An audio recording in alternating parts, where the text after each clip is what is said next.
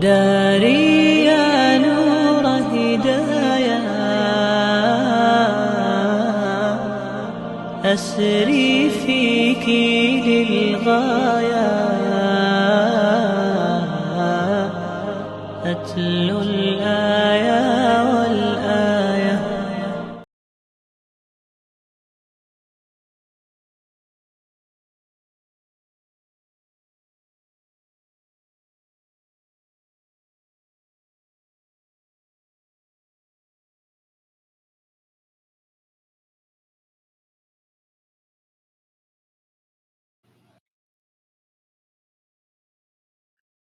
Assalamualaikum warahmatullahi wabarakatuh.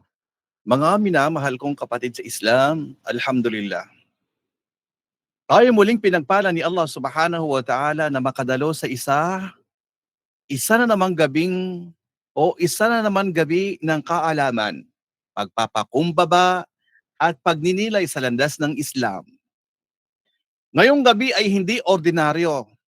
Ito ay ika-20 session ng Al-Fiqh series, isang serye na hindi lang nagtuturo ng batas, kundi naglalantad ng kagandahan ng Islam sa mga detalye ng ating araw-araw na buhay. Fiqh is not just about rules. It is about understanding the mercy behind the rules. Kapag alam mo ang fiqh, mas mai-inlove ka kay Allah. Dahil makikita mo na bawat kautusan niya ay may dalang kabutihan para sa iyo. At ngayong gabi, tayo'y muling sasamahan ng isa sa mga haligi ng ating weekly program tuwing Miyerkules. Walang iba kundi si Sheikh Salman Hassan, isang ulama na hindi lamang nagtataglay ng kaalaman, kundi may kakayang gawing buhay at makahulugan ang fiqh sa ating mga puso. Kaya sa lahat ng ating mga tagapakinig, mga masugid na taga-subaybay at kapwa mananampalataya, welcome po muli sa Din Talk with Pioneers.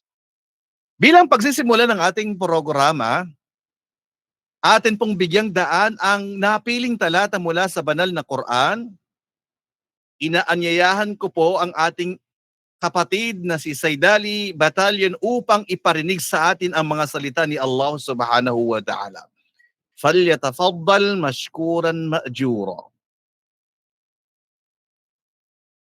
أعوذ بالله من الشيطان الرجيم.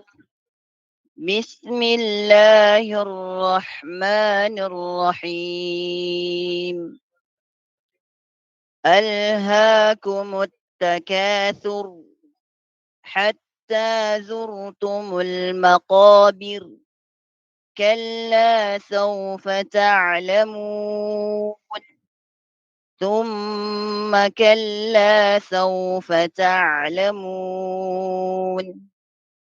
كلا لو تعلمون علم اليقين لترون الجحيم ثم لترونها عين اليقين ثم لتسألن يومئذ عن النعيم.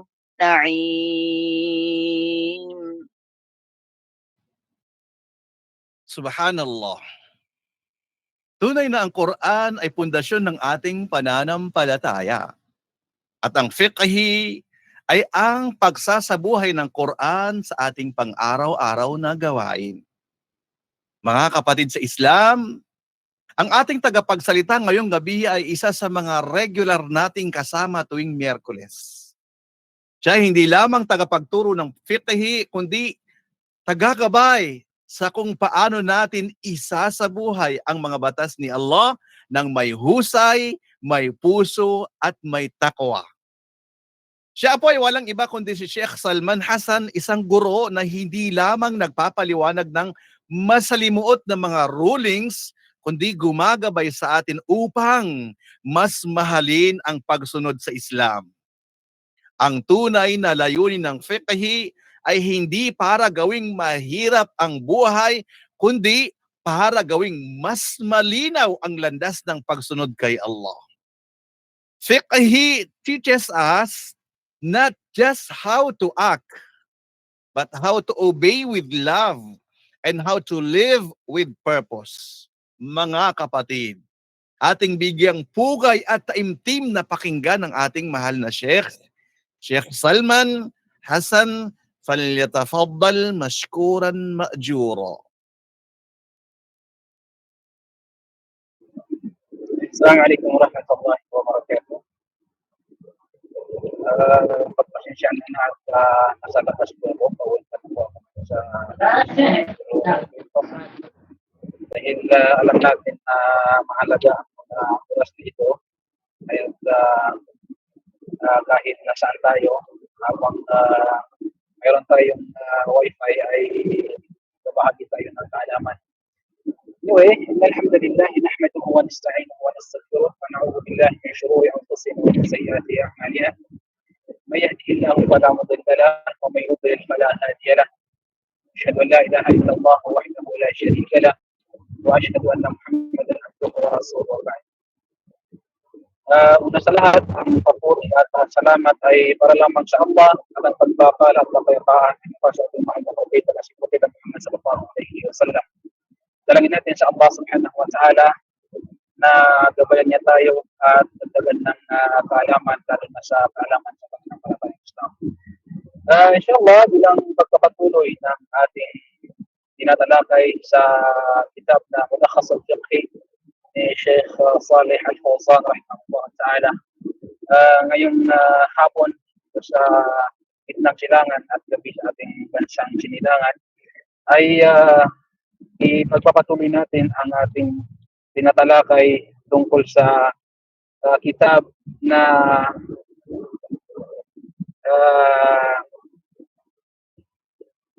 ang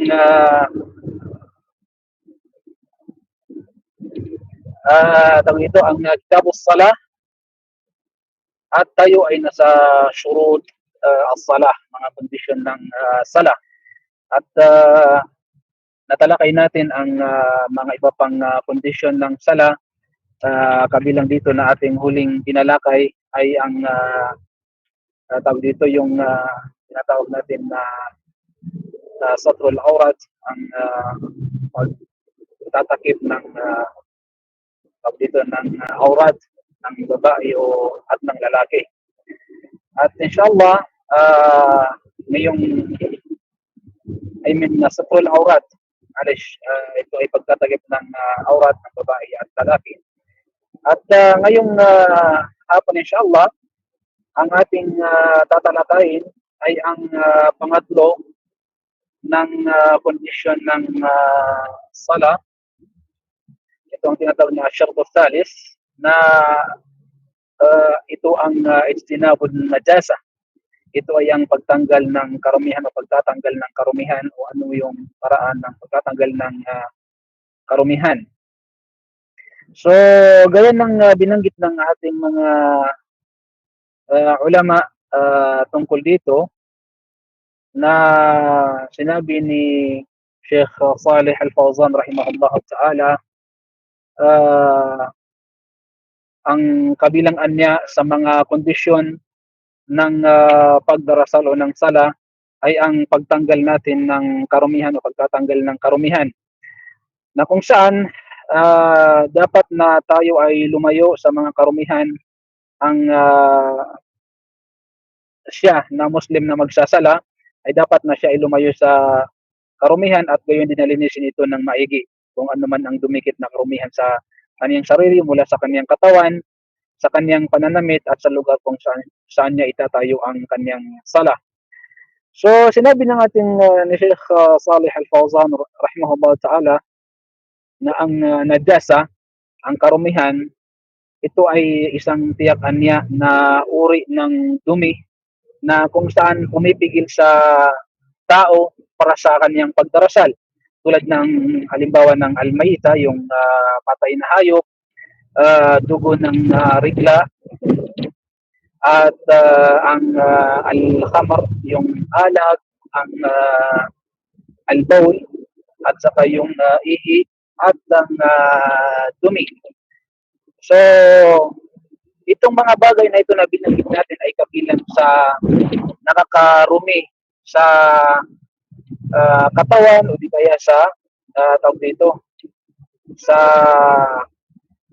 damit na ating kasuotang pangsala o di kaya ay tawag dito sa lugar kung saan natin itatayo ang pagdarasal, tulad ng mga kababaihan sa kanilang mga kwarto kung saan nila itatayo ang sala, dapat na ito ay malinis bago nila itayo ang kanilang sala.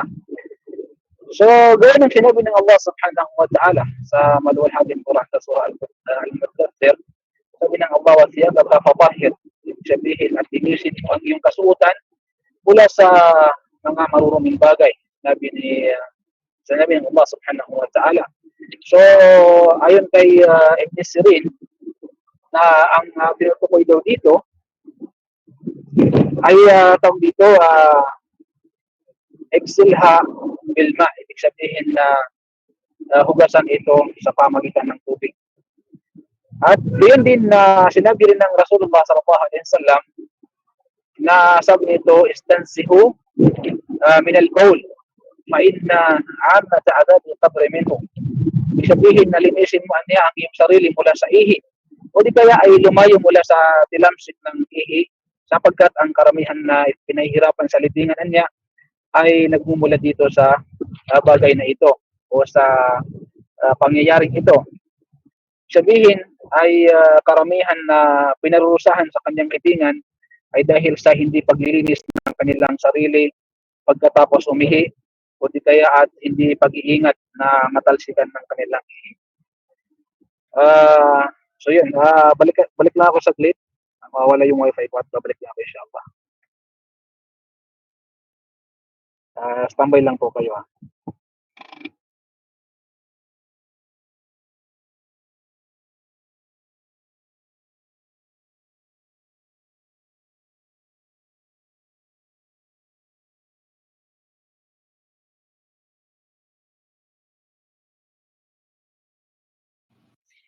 Habang hinaantay natin ang ating tagapagsalita dahil nagpaalam saglit upang maghanap ng signal o di kay wifi, hayaan niyo po muna akong magpaabot ng taus-pusong pasasalamat sa lahat ng online Islamic organization na walang sawang tumatangkilik at sumusuporta sa ating gabi-gabing muhadara. Ang inyong pakikiisa ay hindi lamang simpleng presensya, kundi patunay ng pagkakaisa para sa iisang layunin: ang maikalat ang liwanag ng kaalaman at mapanatili ang alab ng iman sa ating mga puso. When hearts unite upon the truth, no distance can separate them. Sa bawat pagsusumikap na magbahagi ng kaalaman, may gantimpalang di matutumbasan, higit pa sa anumang kayamanan sa mundong ito. Patuloy po tayong maging daluyan ng gabay at naway gantimpalaan kayo ni Allah subhanahu wa ta'ala ng walang hanggang kabutihan sa inyong pagtulong at pag-aambag sa landas ng Islam o di kay din. Jazakumullahu khairan.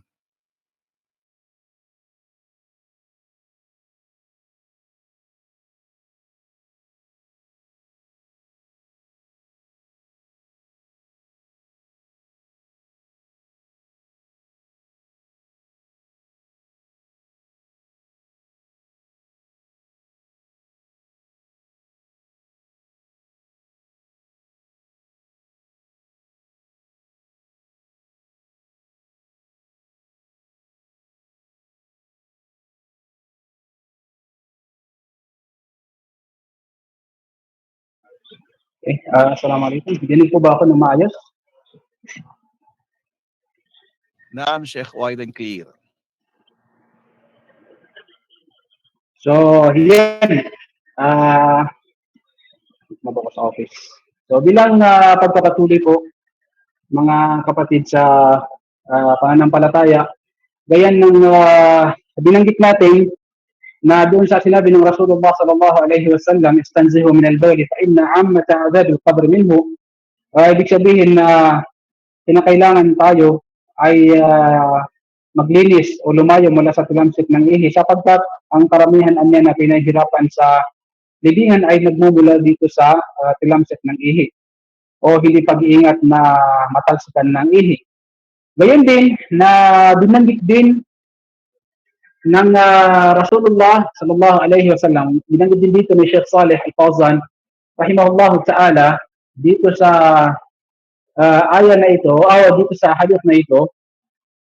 Sa hadith, binanggit din yung hadith ni Propeta Muhammad sallallahu alaihi wasallam, amara sallallahu alaihi wasallam al-mar'ata an tagsila thawbaha idza asabaha damul hayd wa tusalli fiha. Ibig sabihin na inutusan niya ni Propeta Muhammad ang isang babae na linisin ang kanyang damit kung ito ay nabahiran ng dugo ng regla at pagkatapos ay siya ay magsala ayon sa kanyang sinabi. Gayon din na inutusan din ni Propeta Muhammad sallallahu alaihi wasallam ang sila na mga nakasuot o nagsusuot ng sapatos o di kaya yung mga katulad nito na isinusuot sa paa, katulad ng sandal, tsinelas o anumang klaseng katulad nito, na linisin ito sa pamamagitan ng pagkuskus sa lupa at pagkatapos ay magsala. At gayon din na sinabi rito na inutusan din anya ni Propeta Muhammad sallallahu alaihi wasallam na buhusan ng tubig ang ihi ng Bidwin o Badu sa masjid ng ito ay umihi sa masjid ng Rasulullah sallallahu alaihi wasallam.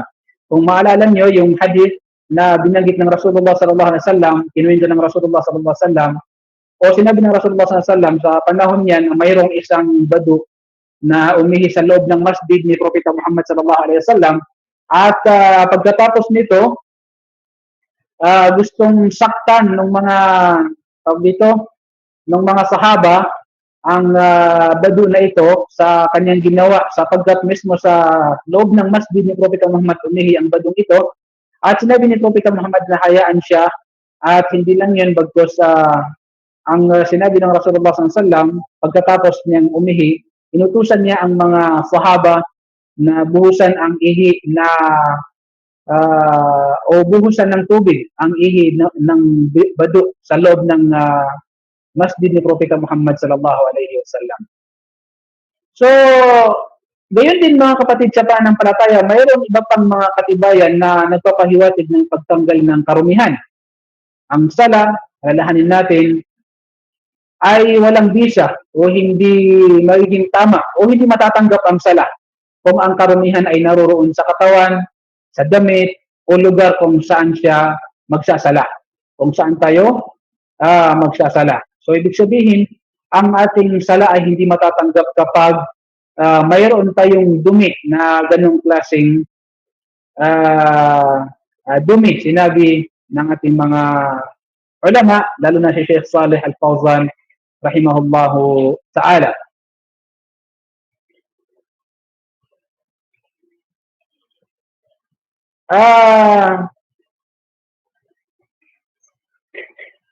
Gayon din,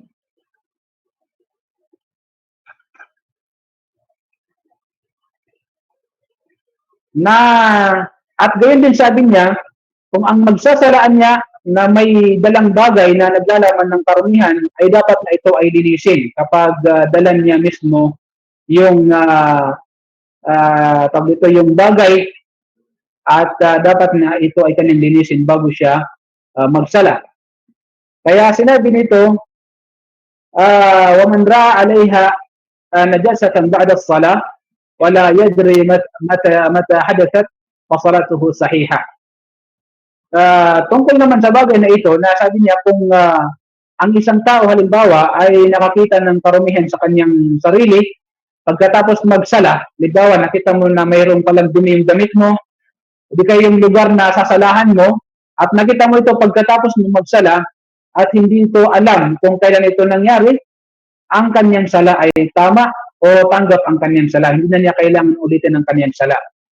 Ganun din sinabi ni Sheikh Saleh Al-Fawzan rahimahullah ta'ala, law kana aliman biha qabla as-salah Ibig sabihin na kung alam niya ito, bago siya magsala, alam niya na yung damit niya ay may dumi, o di kaya ay yung katawan niya ay mayroong nadikit na dumi, bago siya magsala. At pagkatapos nito, lakin sabi ni Sheikh Saleh Fawzan rahimahullah ta'ala, nasyaha o nasya an yazilaha, nakalimutan niya na tanggalin ito, fasalatuhu sahiha ala al-qawl ar-rajih. Ibig sabihin na ang kanyang sala ay tanggap o tama ang kanyang sala ayon sa mga o mas tamang opinion. Sinabi nito ni Sheikh Saleh Al-Fawzan rahimahullah ta'ala. Gayun din na kung nalaman niya ang karumihan sa panahon na siya ay nagsasala. Okay? Doon, babalikan natin yung kanina. Ibig sabihin, alam mo na mayroong kang dumi sa damit. Mayroong dumi. I mean, natalsikan ng ihi, or alam mo na natalsikan ng dumi, or doon sa katawan mo mismo, or doon mismo sa kasalahan mo, alam mo na mayroong dumi doon.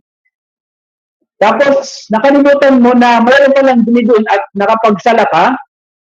Pagkatapos mo magsala, saka mo naalala na mayroon palang dumi, hindi mo na kailangan ulitin ang sala mo. So, doon sa dalawa na yun ay parehas. Hindi mo na kailangan ulitin ang sala mo sapagkat ang yung salaan niya ay tama. Ngunit kung nalaman niya ang karumihan sa panahon na siya ay nagsasala at kaya niyang alisin ito ng walang labis na pagdalaw, tulad halimbawa ng pagtanggal ng kanyang sapatos, pagtanggal ng kanyang gutra, o yung turban na ito, o iba pang katulad nito, dapat niyang alisin ang mga ito at magpatuloy kung doon ang mayroong dumi. Okay? Ibig sabihin na mayroong dumi, yung suot mo halimbawa, yung inner mo, alam mo na mayroong kang dumi, tapos nakasuot ka ng thawb, tapos naalala mo na mayroong dumi pala doon sa suot mo, na hindi matatanggal o hindi mabubuksan yung aurat mo halimbawa, katulad din sa mga kababaihan, kailangan na ito ay tanggalin. Kung kayang tanggalin habang hindi ka makakagalaw ng marami, halimbawa, habang ikaw ay nagsasala, ay tatanggalin mo yun. Pero kung hindi na ito kayang tanggalin, sinabi ni Sheikh Saleh Al-Fawzan rahimahullah ta'ala, hindi niya kayang alisin ito o hindi niya ito kayang maalis, ito ang sala nito ay hindi tama o ang kanyang sala ay batil, or hindi matatanggap ang kanyang sala. Ibig sabihin kailangan niyang ulitin ang kanyang sala. Pero kung kaya niyang tanggalin yun habang siya ay nagsasala, ang kanyang sala ay tama, ang kanyang pagdarasal ay tama, at magpapatuloy siya ng pagsasala. Gayun din mga kapatid sa pananampalataya, sinabi rito ni Sheikh Saleh Al-Fawzan rahimahullah ta'ala, wala tasihhu as-salatu fil maqbarah ghayra salatin najaza. Ibig sabihin na ang pagdarasal sa libingan ay hindi tama o hindi matatanggap maliban sabi niya sa pagdarasal na tinatawag na salatun najaza. Okay? Liqaulihi sallallahu alayhi wa sallam, dahil ang sinabi ng propeta sallallahu alayhi wa sallam, al-ardu kulluha masjidun illa al-maqbarata wal hammam. Ang buong kalupaan niya, sabi ni Propeta Muhammad sallallahu alaihi wasallam, ay isang masjid, o lahat ng buong kalupaan ay masjid, maliban niya sa mga libingan at mga hammam o yung mga banyo, mga CR. Gayon din na sinabi pa ni Propeta Muhammad sallallahu alaihi wasallam na sabi nito, la tusallu ila al-quburi wala tajlisu alaiha. Ibig sabihin na huwag magsala sa libingan o umupo sa mga ito, o di kaya ay tumambay sa mga ito, sa mga masjid ng walang dahilan. Okay? Gayon din mga kapatid, wa qala alayhi salatu wassalam, sinabi ni Propeta Muhammad sallallahu alaihi wasallam, ala fala tattakhidul qubur masajida. Huwag gawin ang mga libingan bilang mga lugar ng pagsamba o gayon tinatawag na masjid. Okay? So ang mga dahilan ito ng pagbabawal laban sa pagdarasal sa loob malapit sa mga libingan ay hindi dahil sa ito ay marumi. Ibig sabihin hindi dahil yung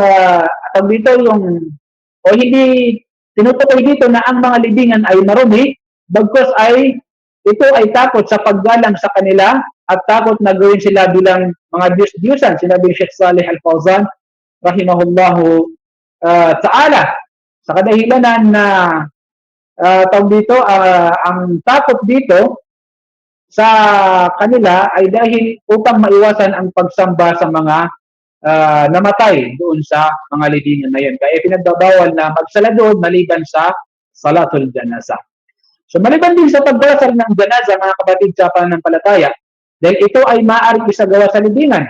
Yung yung salatul janazah, ito ay maaaring isagawa sa libingan, at sapagkat ito ay ginawa ng propeta sallallahu alaihi wasallam, ng Nabi sallallahu alaihi wasallam, kaya ito ay natatangi sa pagbabawal. Ibig sabihin, ito ay exemption doon sa pagbabawal na magsala sa libingan. So kung ang isasala mo sa libingan ay salatul janazah, halimbawa yung patay ay inabot mo bago pa mag-isang buwan, pwede kang magsala doon sa kaniyang libingan. Ito ay ginawa ng Rasulullah sallallahu alaihi wasallam. So hindi lang mismo sa loob ng libingan ang pagbabawal nito, bagkus kahit sa mga gilid ng libingan ay hindi pinahihintulutang magsala doon. Yung haulal, makbara, yung kumbaga yung mga gilid ng libingan ay bawal doon. Dahil kasama sa pagbabawal sa libingan ang anumang nakapalibot sa loob nito o sa looban nito. Kaya si Shaykhul Islam Ibn Taymiyyah rahimahullah ta'ala ay nagsabi na ittifaq al-a'imma annahu la yubna masjidun ala qabrin wa annahu la yajuzu dafnun aw dafnu maytin fi masjidin. Ibig sabihin na nagkaisaan niya ang mga ulama, ang mga imam, na hindi maaaring magtayo ng masjid sa ibabaw ng libingan at na hindi pinahihintulutan niya na ilibing ang patay sa mga lugar na mayroong tinatawag na masjid. So kung ang masjid ay itinayo bago ang libingan, dapat itong baguhin sa pamagitan ng paglilinis sa libingan nito o sa pamagitan ng pagukay kung ito ay bago pa. Okay? Ngunit kung ang masjid niya ay itinayo pagkatapos ng libingan, dapat alisin ang masjid o ang libingan ang dapat natanggalin, dahil ang masjid na nasa ibabaw ng libingan ay hindi maaaring isagawa ang sala. So ito man ay obligadong sala o voluntaryong sala, sinabi ni Sheikh Salih Al-Fawzan rahimahullah ta'ala, dahil ito ay pinagbabawal doon. Okay? Gayun din ang pagdarasal niya ay hindi wasto o hindi magiging tama o hindi katanggap-tanggap kung ang qibla ng masjid ay nakaharap sa libingan, dahil ang propeta sallallahu alaihi wasallam ay kanyang sinabi na la tusallu ila al-qubur. Ibig sabihin ni Propeta Muhammad sallallahu alaihi wasallam na huwag magsala na nakaharap sa mga libingan. Ibig sabihin na ikaw ay magsasala at ang qibla mo ay doon nakaharap sa mga libingan, huwag magsala dito, sinabi ni Propeta Muhammad sallallahu alaihi wasallam. Wala tasihhu as-salatu fil khushusi wa hiya marahib al-mu'addatu li qada' al-haja. Gayon din na ang sala ay hindi magiging tama o hindi matatanggap sa mga pampublikong lugar, na ito ang mga lugar na ginagamit para sa pag-ihi o pagdumi, at ay pinagbabawal ang pagdarasal sa loob nito dahil ang mga ito ay inilaan para sa pagtanggal ng karumihan. Ang tinutukoy dito yung mga lugar, mga public places na ginawang CR na tawag dito na maaring gamitin ng mga maraming tao.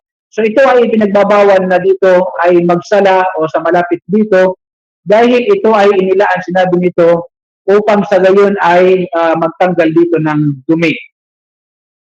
At dahil anya, ang mga pampublikong lugar na ito ay pinagbawal ang pag-alala dito sa mga lugar na ito, kaya ang pagdarasal ay higit na ipinagbabawal dito. At dahil ang mga pampublikong lugar ay madalas tirahan ng mga syaitan.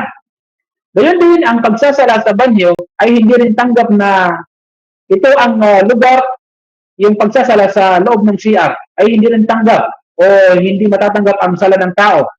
Sapagkat itong lugar na ito na kung saan inihanda para sa paliguan, dahil ito ang lugar kung saan nakalantad ang ating aurat at silungan ng mga syaitan, at ang pagbabawal na ito ay nasasakop ang anumang paliguan na may pintuan, kaya hindi pinahihintulutan ang pagdarasal doon.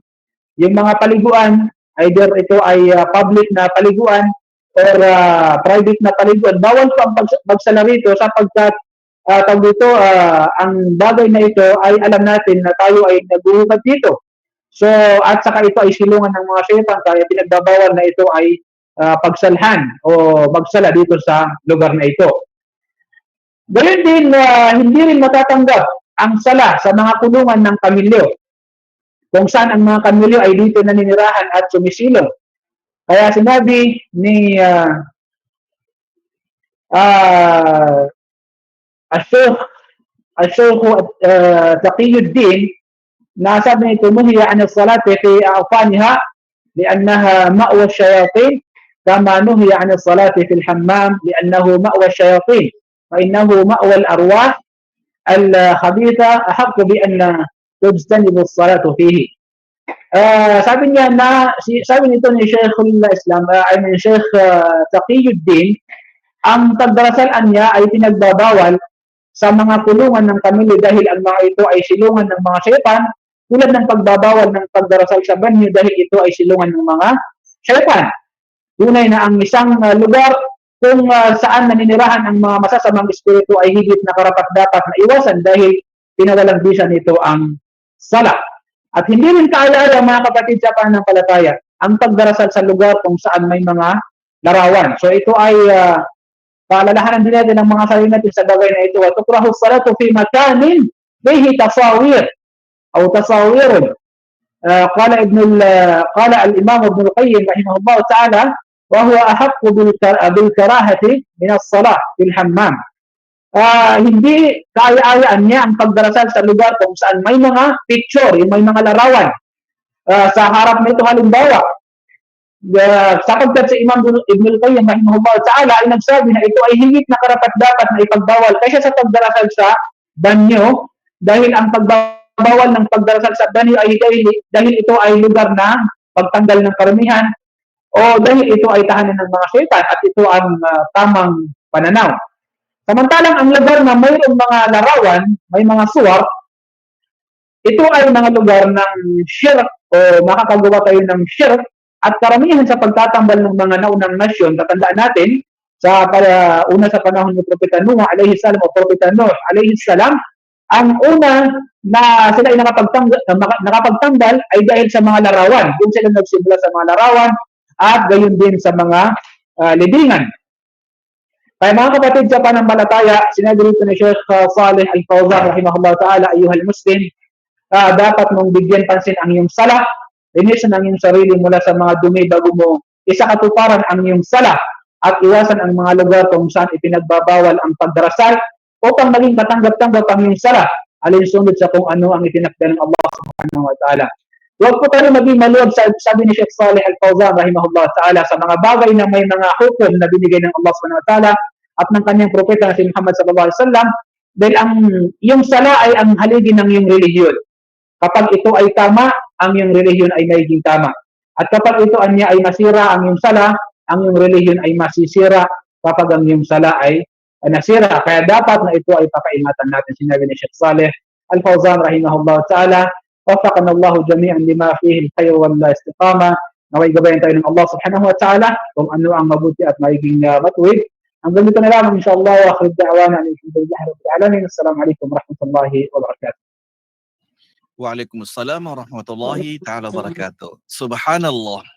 Napakayaman ng mga kaalaman na ating natutunan ngayong gabi. Ang mga talakayang ito ay nagpapaalala sa atin na bawat kilos ng Muslim ay may direksyon.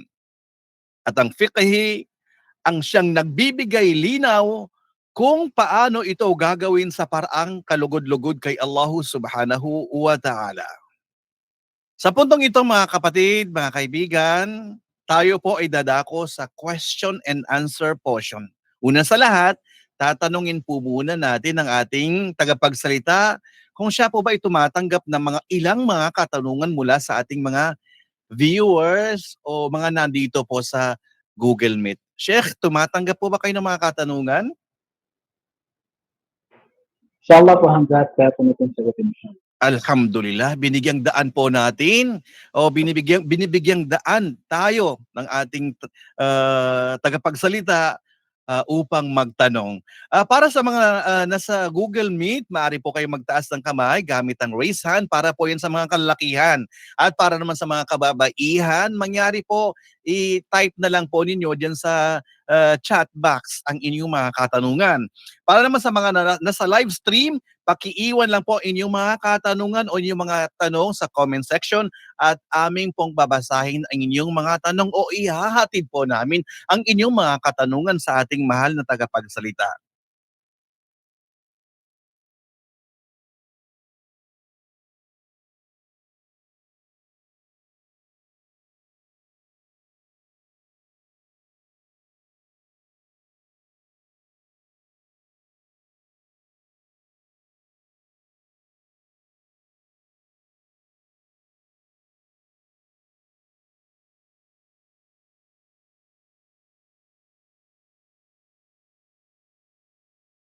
Sa live stream, wala pa po akong nakikitang katanungan. Maging dito po sa Google Meet ay naghihintay pa po kami kung may mga katanungan po kayo upang mabasa po natin at mabigyan ito ng linaw o kasagutan.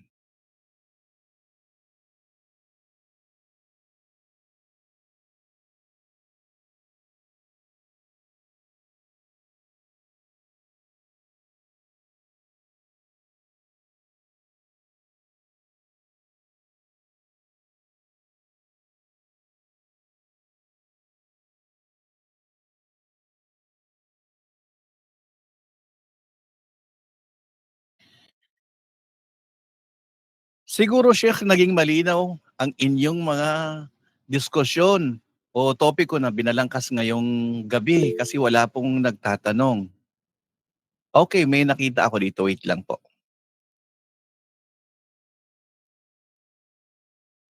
Ano daw po ang ibig sabihin ng din? Sheikh, ang katanungan po ay mula kay Joe Antaw. Assalamualaikum warahmatullahi wabarakatuh. Itatanong ko po kung anong ibig sabihin ng din. Syukran po. Ang din po, para po dun sa nagtanong, ang literal po na kahulugan nito ay relihiyon. So sinabi natin mga kailan na ang din ito ay pamantayan ng buhay ng isang tao. Kumbaga, habang tayo ay namumuhay dito sa mundong ibabaw na ito, ay mayroon tayong dapat na tamang pamantayan. Ito ang tinatawag na relihiyon o din. Pamantayan habang tayo ay namumuhay dito sa mundo. At dapat na tayo ay maghanap ng tamang pamantayan at alam natin na ang tamang pamantayan ay pinili ng Allah subhanahu wa ta'ala sa atin. Sinabi ng Allah ta'ala, inna dina indallahi Islam. Tunay yan ang tamang relihiyon o tamang pamantayan na pinili sa atin ng Allah subhanahu wa ta'ala o para sa Allah subhanahu wa ta'ala ay Islam. So ito ang tunay na relihiyon sa atin bilang isang tunay na nananampalataya. Wallahu a'lam. Okay, naway naging malinaw po ang kasagutan para kay Joe Antaw. At may katanungan dito, pangalawang katanungan mula kay Amira Gusilan. Assalamualaikum warahmatullahi wabarakatuh. Tanong lang po, Ustad, pwede po ba magsala sa harap ng salamin? Jazakallahu khairan. Ito po ay ang tawag dito, sariha, pamuhi-muhi ang pagdarasal sa harap ng salamin. Nararapat kung tayo ay mayroong salamin sa harap, kung sa kibla ang ating salamin halimbawa, dapat na ito ay takpan ng anumang makakatagit nito upang sa gayon ay hindi natin makita sa ating harapan. So, dapat ito ay natakpan. Hindi po maaari na magsala tayo na tayo ay nasa harap ng salamin. Allahu a'lam. Okay, may mga katanungan pa po ba? Panghuling katanungan po, kasi ang binibigay po natin na katanungan ay 3 lang po kada session natin. Meron pa po ba magtatanong? Sheikh, meron nata Sheikh sa live stream. Sa live stream, may magtatanong po sa live stream. Okay, nasa live stream po. Ito po, ito po, si Fatima Lim. Opo, nakikinig po kayo dyan. Shoutout po sa inyo dyan, Fatima Lim. Sa live stream po ito.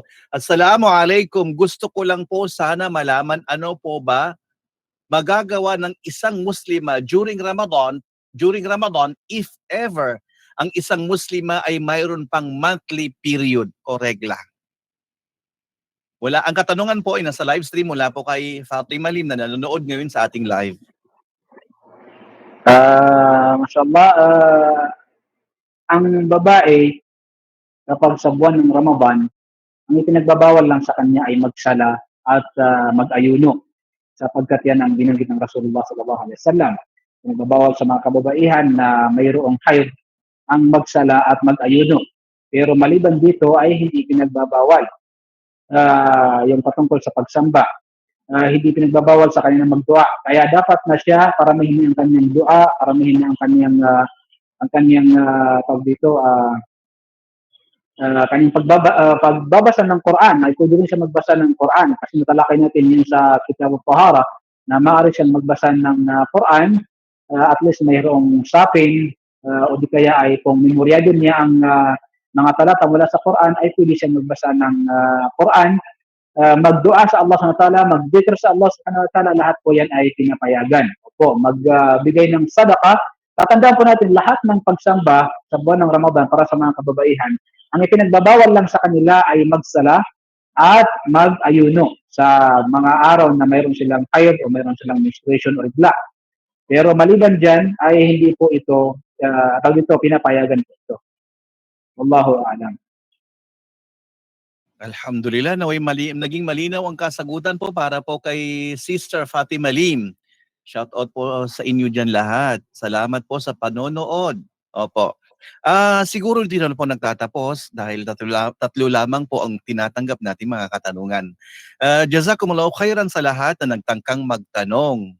At higit sa lahat, sa ating tagapagsalita na Sheikh Salman Hassan para sa kanyang malinaw at malalim na kasagutan. Mga kapatid, habang papalalim ang gabi, ang ating mga puso ay patuloy na binubusog ng kaalaman. At habang natatapos ang session 20 ng Al-Fiqh series, sana ay bit-bit natin ang mga aral hindi lamang sa papel, kundi sa ating mga gawain, pakikitungo at pakikipag-ugnayan. Fiqhi is not just for scholars. It is a daily map for every Muslim who wants to walk the path of obedience. The more we understand Islam, the more we submit with love, not fear. Bago po tayo tuluyang magtapos, hiniling po namin kay Sheikh Salman na pangunahan tayo sa Kafaratul Majlis at ibigay ang kanyang panghuling paalala. Jazakumullah khairan wa barakallahu fikum. Dalangin natin sa Allah subhanahu wa ta'ala na tayo ay kanyang patawarin, dagdagan ng kaalaman at pangalagaan sa lahat ng oras. At yun din na kapasutin sa pinakamataas ng antas ng kanyang paraiso. Lagi natin alalahanin mga kapatid sa pananampalataya na ang mga kaalaman na ating natututunan ay magiging mahalaga habang ito ay isinasabuhay natin at itinuturo natin sa mga hindi pa nakakaalam nito o pinapaalalahanan natin sila upang malaman nila ang mga bagay na ito. Alam natin na ang ating mga tinatalakay ay marami sa inyo ang nakakaalam nito, kaya ito ay bilang paalaala sa kanila na baka sila ay nakalimot sa mga bagay na ito o mayroon sa kanila na nakalimutan ng mga bagay na ito. Kaya yun ang dahilan kung bakit ito ay ating mga tinatalakay. Barakallahu fikum po sa lahat ng dumalo, lahat ng nakinig. Hanggang dito na lang. Subhanakallahumma wa bihamdik. Asyhadu an la ilaha illa anta astaghfiruka wa atubu ilaik. Assalamualaikum warahmatullahi wabarakatuh. Waalaikumsalam warahmatullahi wabarakatuh.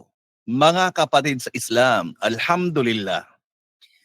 Sa ating ika-20 session ng Al-Fiqh series, natutunan natin na ang kaalaman ay hindi lang para sa ulo, kundi para sa puso at para sa pagbabago ng ating kilos. Huwag nating sabihing mahirap ang Islam dahil baka hindi natin nauunawaan ang ganda ng pagkakabuo nito. Naway maging regular ang ating presensya sa mga ganitong pagtitipon at naway tulungan tayo ni Allah subhanahu wa ta'ala na hindi lang matuto ng fiqhi, kundi isabuhay ito sa bawat aspeto ng ating pagiging Muslim. Wassalamualaikum warahmatullahi wabarakatuh. Hanggang sa susunod na Miyerkules dito lang sa Dean Talk with Pioneers, Al-Fiqh Series kasama si Sheikh Salman Hassan, ang inyong lingguhang gabay tungo sa mas malalim at mas makabuluhang pagsunod kay Allah subhanahu wa ta'ala. Maraming salamat. Jazakumullahu khairan. Muli, assalamualaikum warahmatullahi wabarakatuh.